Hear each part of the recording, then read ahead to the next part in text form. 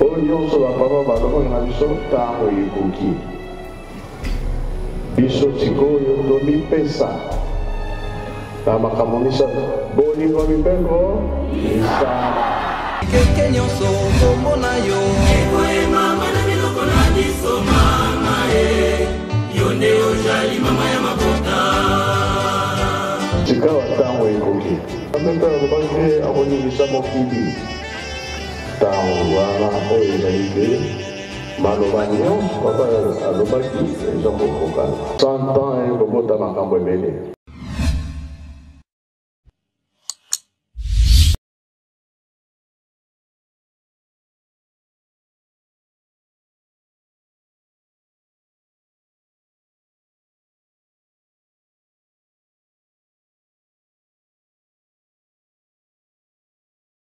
Voilà, mboti na bino balanzi ya benga makipa mu télévision bana etata mokonzi kule bino boye bozali na mokino misana kolanda biso na ngonga oyo depuis nkamba Nouvelle Jérusalem esika wapi toyaki bongo biso nyonso bayindo banso kotombela solo bongo mbotama elamu c'est ton 3e anniversaire ya tata mokonzi ya Boulé et oyo ezali komarke bonne tokosese de le dire double événement.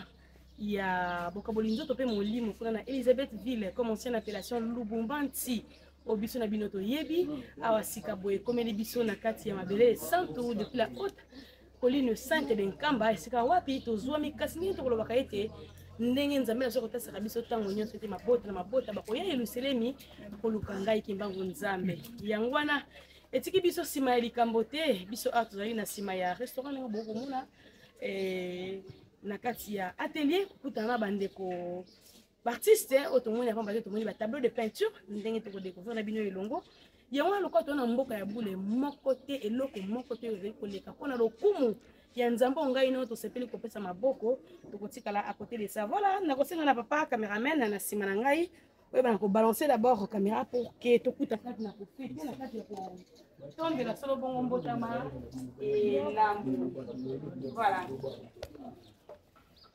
Comme vous remarquez, tout bien en haut, pas bien en haut atelier, n'évitez pas pas bien en haut atelier, sauf pas bien en haut ni na kati atelier.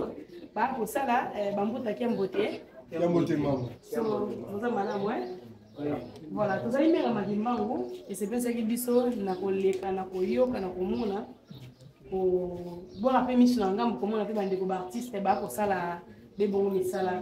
Et on se dit que mboka taté kwa mbaka batebele pourquoi pas solana bango koyoka manso makoleka mbuta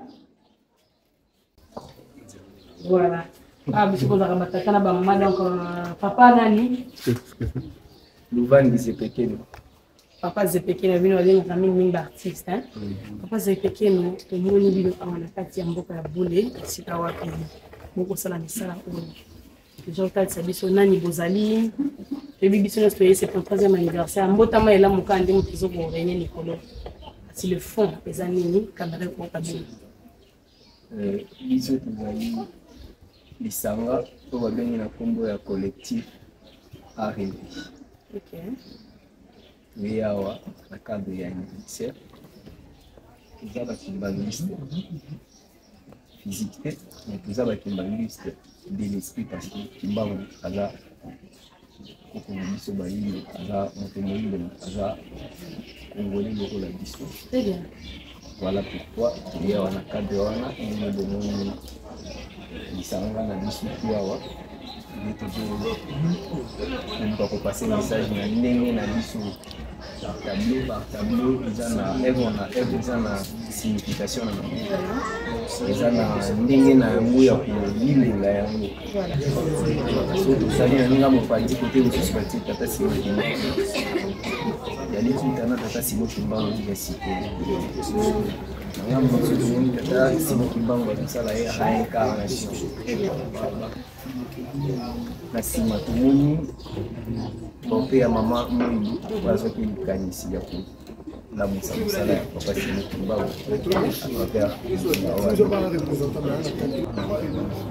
oninga mosusu kuna nde azosala réincarnation ya papa simo kimbango balobaka kilime ya kotoka tomoni tonzenga cadre wana nde tosangani.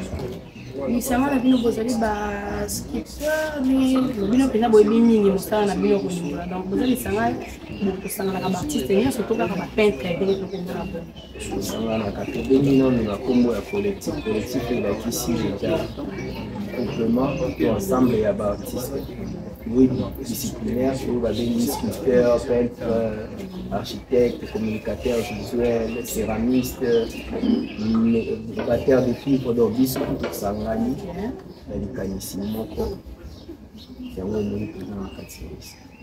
Voilà, na Kinshasa, boyevaka na Kinshasa, boyevaka na boti na province ya République, précisément wapi mpona biso touti précisément na Kinshasa. Ok. Lelo Kinshasa ici awa. Lelo tosali deuxième jour awa. Wana kwa kutumbela nzambe mbotama elamo.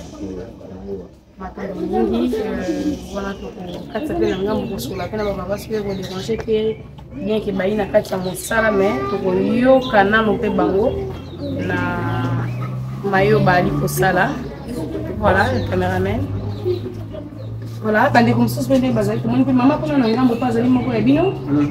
azali moko na biso. Voilà. Maman paie bien bon coup. Maman Mouillo.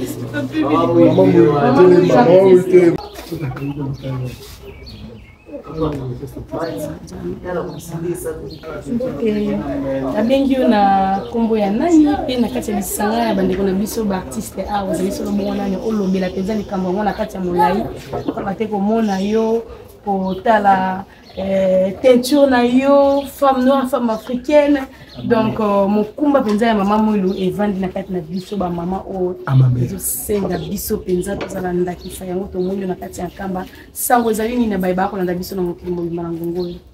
Nabengami na kombo ya Dorcas Oba. Je suis la seule femme parmi les hommes qui se trouvent ici. Naza artiste, peintre de Tibango. Très bien. Alors, Otuninga na yebisa bandeko eloko nini azosala awa. Tableau ya maman Mouilou eza de l'autre côté où je vois qu'il va ebili wana na réaliser yango. Ah, félicitations. Oui, vraiment. Honneur à maman Mouilou. Oui, honneur à maman Mouilou parce qu'on ne peut pas parler de l'église kimbanguiste sans parler d'elle. Alors là, vous parlez des hommes. On ne peut pas parler des hommes sans parler d'une femme. Ah, il y a des qui maman, n'a relaté moi histoire na yé, il y a montré na tableau wana, na travers portrait wana, na cloche oya betaka. Denga na réalisé na tableau na moi. Maman Dorcas, mosala obandi yango bomwana mwa moke koyeba mpena pamba te awa mibali baye ebele me tokotombola mpena mama pamba te soki te tosangani awa ezali mpo mpe mama ndimaki kopesa tata libango maboko ete nzenge mosala nkolo akopesa yo nga na kopesa yo maboko mwa lisolo moke ya debi ya maman Dorcas mpo kokóma mpe na ngongolo seretrouve na kati ya mibali minene oyo bazali na yo elongo bokotravaille na kati na lisanga moko. Ouais, comme ça on a vendu un kala depuis on a tangué dans l'école humanité. Ensuite, en ce moment, on a une université, donc aussi l'année prochaine. Donc, on a besoin de kala. Donc, on a vraiment un domaine dans lequel on nous. Mon frère ou abandonné qui peut baloubaki sur la collective. Ok. Ah, donc nous sommes en fait il alors basi ni fait le coup dans bazali. Voilà. Ah, bazali na bango mais oya mona ni le londe les angai. Maintenant, maman Dorcas, oye kamba, omoni kamba ovandi, ezali vraiment précisément pour la nini. Topé oye biso pe oyo omoni, oyo expérimenté topé sengwa kati na yo. Alors, oye kamba sous invitation pour fêter ensemble avec papa. Il y a un monde de réaliser votre portrait et c'est un bon anglais parce que je suis pas kimbanguiste, mais j'ai rêvé il y a Konyata, nouvelle Jérusalem. Alors, c'est mon anglais qui m'a cassé ton bande de benga, donc casse pour que les côtés biso. Alors, il y a un hésita qui coûte la caracata pour faire benga, na oule la tinami, na pena voix par nanga, la bénédiction na zonga. Alors là, na dit que place na niati et pesa melinga, na zonga na bénédiction nanga, nyon son azul déjà. Le beau sanaté, en 1918, à sa incarnation, nous ne sommes pas les mêmes. Et en 1951, à la réincarnation, nous n'avons pas si nous manquons, on a bien SKK. le pilier, Nzamé, plafond et tout. Le collectif, il y a aussi le communiste. Je suis le seul. Quand c'est collectif. Mais là, on a mais sur le plan recherche, ça ne peut pas se dire qu'il manque. Dans le collectif, je suis le dernier. Il y a le monsieur Bati. Il y a ça, la recherche, ça ne peut pas se dire qu'il manque. Il y a Zepeke, c'est un grand historien, un grand chercheur sur l'histoire. Il y a Bazédio qui est là. Il y a Elephant qui est là. Il y a Armadiam, c'est au Canada. Il y a Chouchou Yoka.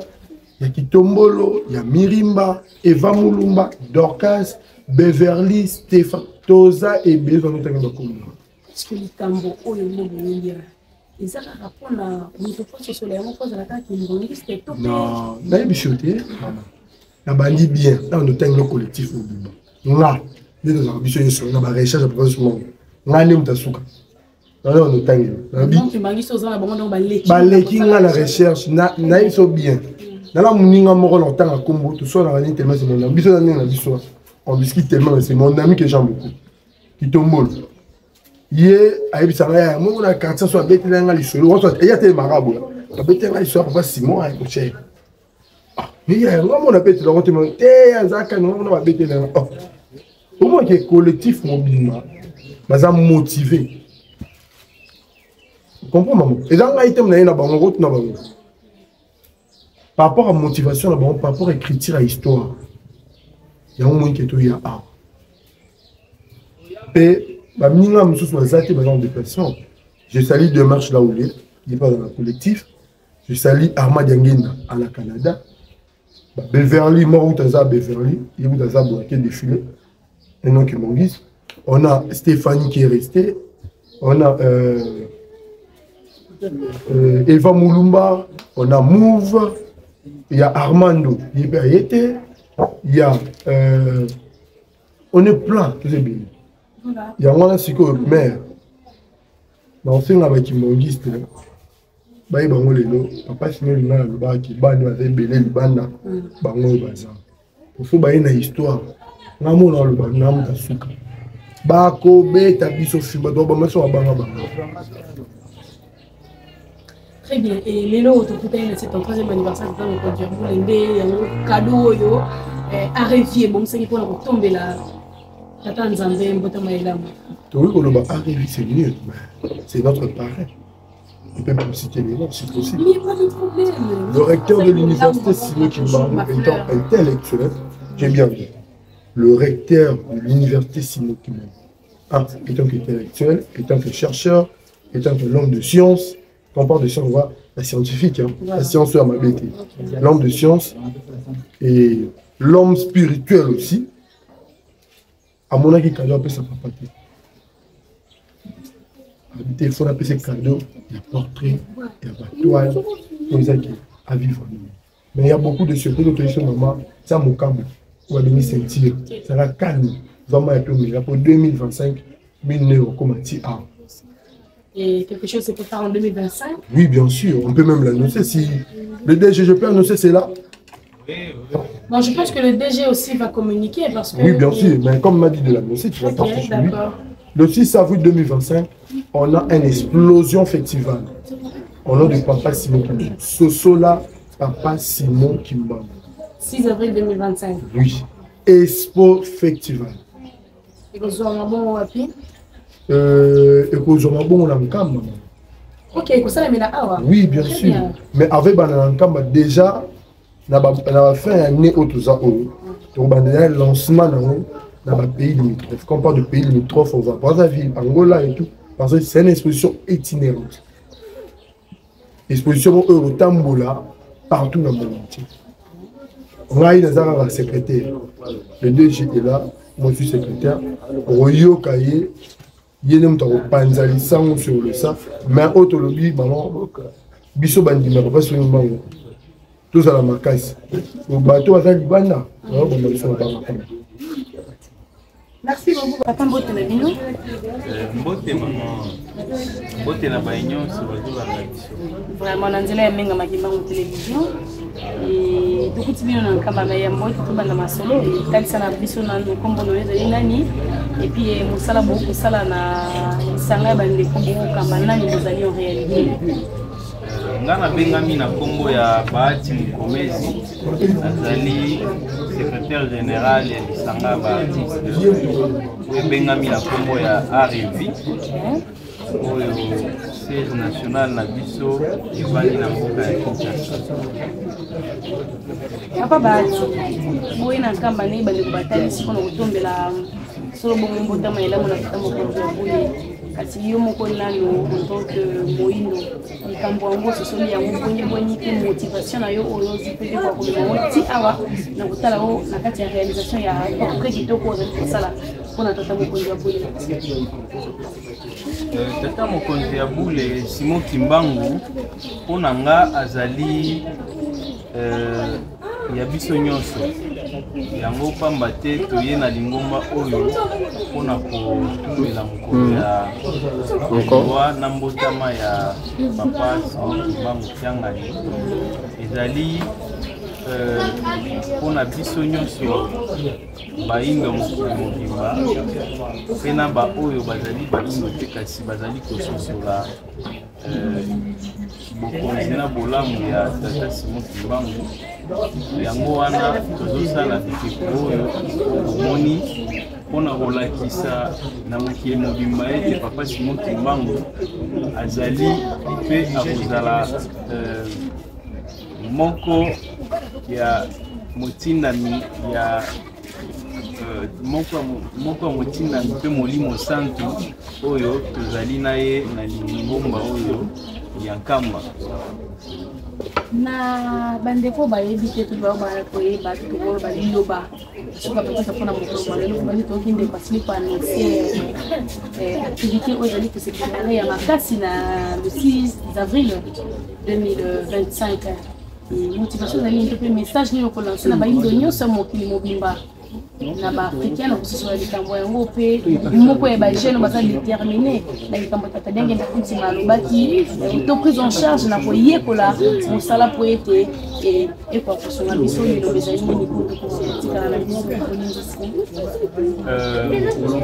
projet ezali ya monene na mbula ezali koya oyo eza kaka ebandeli mpona kolakisa na mokili ke mokili ezali kososola bokasi to bolamu ya tata Simon Kimbangu pamba te festival wana ekozala kaka na même objectif wana ya kolakisa ke Simon Kimbangu oyo bato bazali kokanisa le mosusu azali kaka mpona ekolo ya bakongo, le mosusu azali mpona ekolo ya Congo République démocratique, afungoli maboko na ye mpona mokili mobimba ozala mondele to moyindo kasi azokoyamba biso nyonso tu.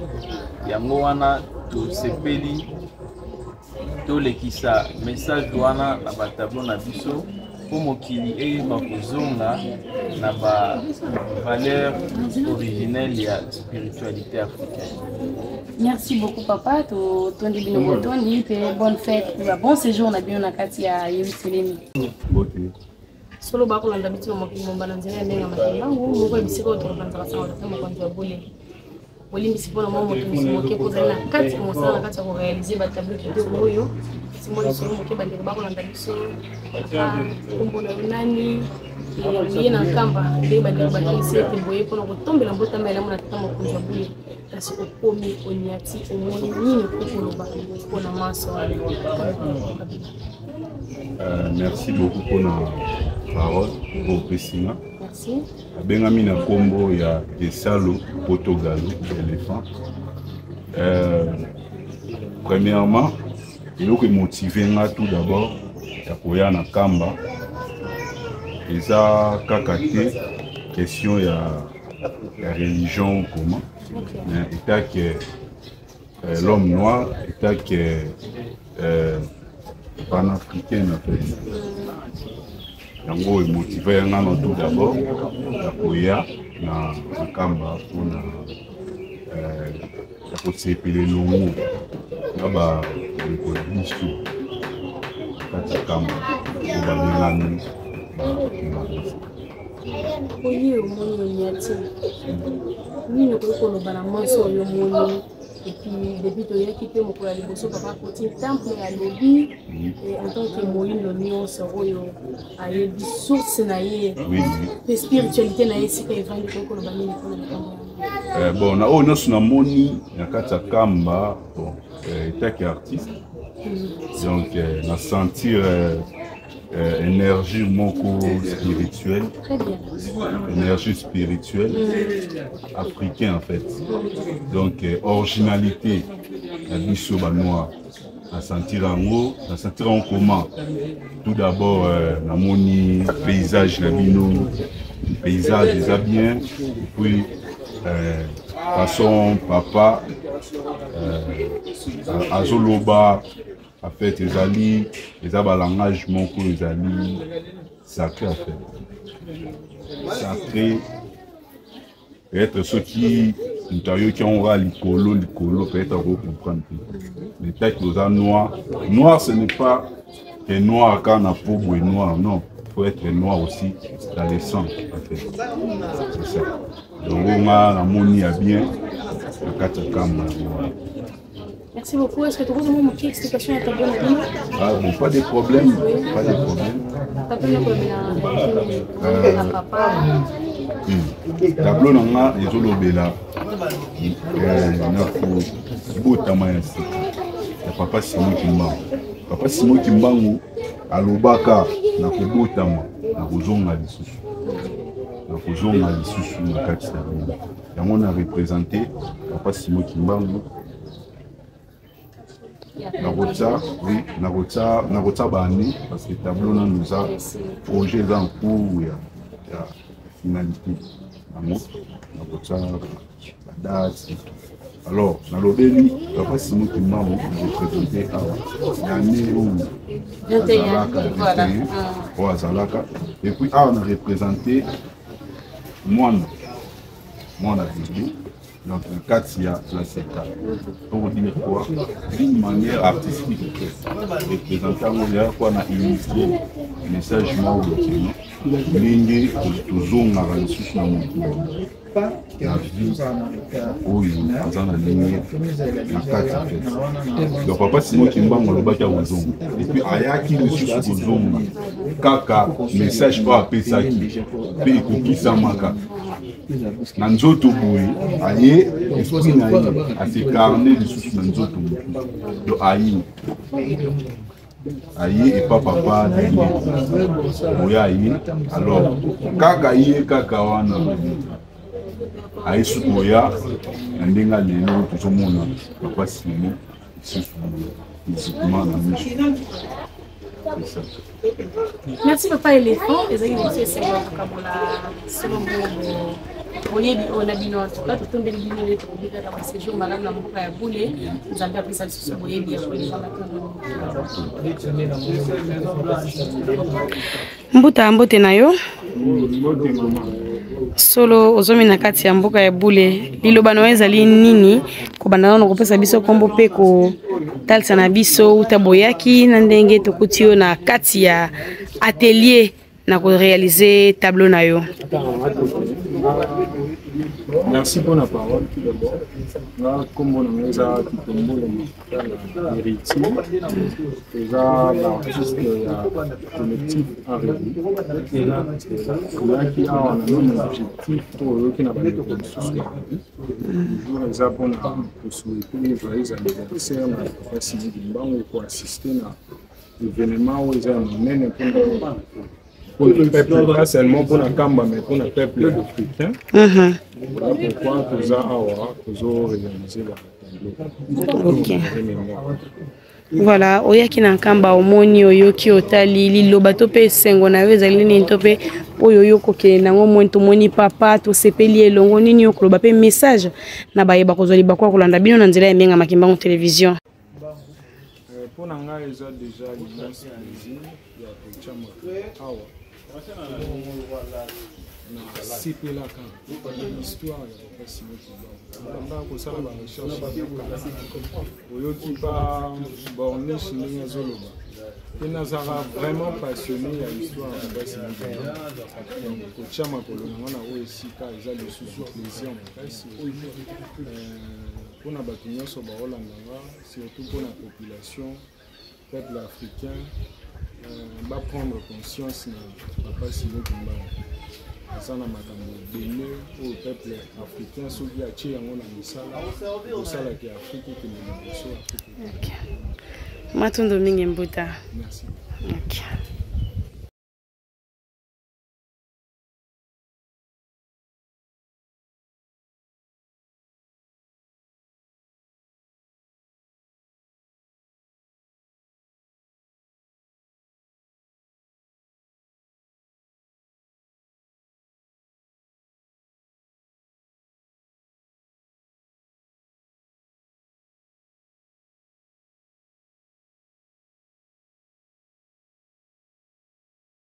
Voilà, batata mama bilenge baindo banso bino bayo sepela ki kolanda n'est-ce pas élément oyo nanjela lenga makimbangu télévision abino maman falon toujours na sima ya mosala ya Tanzanie pourquoi pas kopesa maboko to pe kotombola baike o bazali ko tambola na vision moko na tata mokonzi ya bule nyonso wana pona kotalisa na mokili ete ngai na yo moyindo solo ezalaki na moko oyo ya mikabaki vula tukumisato na boloko po ete lelo oyo tosala mayimba so tozali kosala esepelaki biso koya liboso na bino soki bosepelaki kolanda elema oyo n'est-ce pas botika bacommentaire bobosana te kosabone mpe bopanza sango oyo mpona kosala éveil ya conscience ya ngai na yo africain oyo tozwami epai na epai tososola likambo oyo totombeli bino lisusu bonne fête totalisi bino mpe la fête on continue na kati ya nkamba Nouvelle Jérusalem sous l'atmosphère n'est-ce pas spirituelle et remplie de bénédictions. Il y a des amis bien pour tous les mots.